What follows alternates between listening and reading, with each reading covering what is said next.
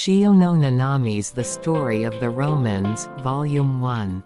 Rome didn't happen overnight, and I read Volume 2 of the Hannibal War right away. It was also full of interesting and new historical facts. I made this video hoping that it will be helpful as a meaningful interpretation. Video for those who are watching this book and those who are curious about it.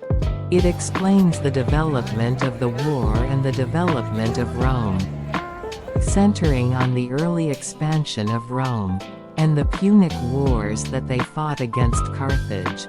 This book describes the process of Rome overcoming the crisis and growing up, emphasizing human wisdom and strength revealed in it.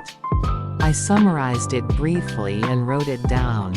1. The background of the Punic War. After unifying the Italian peninsula, Rome turns to the Mediterranean and faces Carthage. Carthage was a country with strong trade and naval power, especially in the western Mediterranean. Rome and Carthage were inevitably forced to clash over hegemony, leading to 3 Punic Wars. 2. The First Punic War is a victory of tenacity. From 264 BC to 241 BC, the First Punic War took place on the island of Sicily. At this time, Rome was significantly inferior to Carthage in naval power. But it was indomitable to build a new navy, and, despite many failures, eventually defeated Carthage.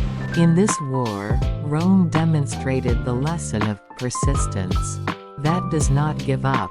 It was a belief that no matter how strong the enemy was, if new strategies and efforts were made, we could achieve victory. 3. Hannibal's challenge and Rome's determination in the Second Punic War. The Second Punic War of 218 to 201 BC is one of the most dramatic wars in history, featuring General Hannibal of Carthage. Hannibal leads an elephant unit over the Alps and attacks Rome, winning a series of victories. Especially at the Battle of Cannae, the Romans were overwhelmingly defeated. But Rome didn't fall easily under these circumstances. With the unity of the citizens and the determination of the Senate, Rome gradually regained its strength, and began a counter-offensive under the command of General Scipio Africanus. Scipio advances into Africa and defeats Hannibal at the Battle of Jama in 202 BC. So Rome was able to subjugate Carthage, and take control of the western Mediterranean.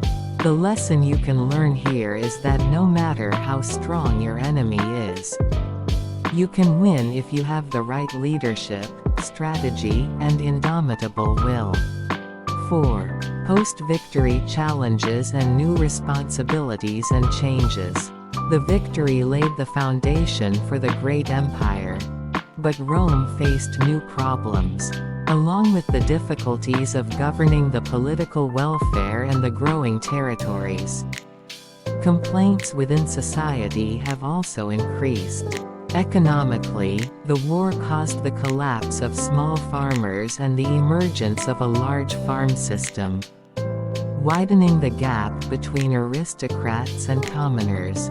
Despite Rome's victory in the war, internally, tensions and anxieties were growing. The biggest lesson of this book is that persistence, perseverance, and collective strength overcome the crisis. Rome was heavily behind in the First Punic War at first, but it didn't give up and won by creating a new navy. In the Second Punic War, they were defeated several times by the powerful enemy, Hannibal.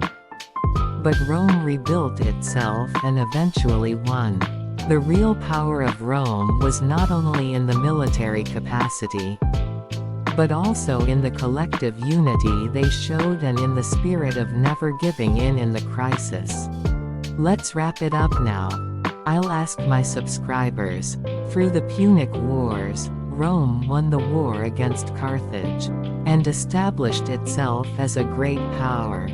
But there was a greater responsibility and challenge waiting behind it. How can Rome resolve these internal conflicts and social changes? And what consequences will the social unrest left behind the successful expansion of Rome end up with? Let's take a moment to think about it and move on to the next episode. If you have any questions or have a different interpretation than I do, please leave a comment. Subscribe, like, and notification settings are very helpful in producing videos. Thank you.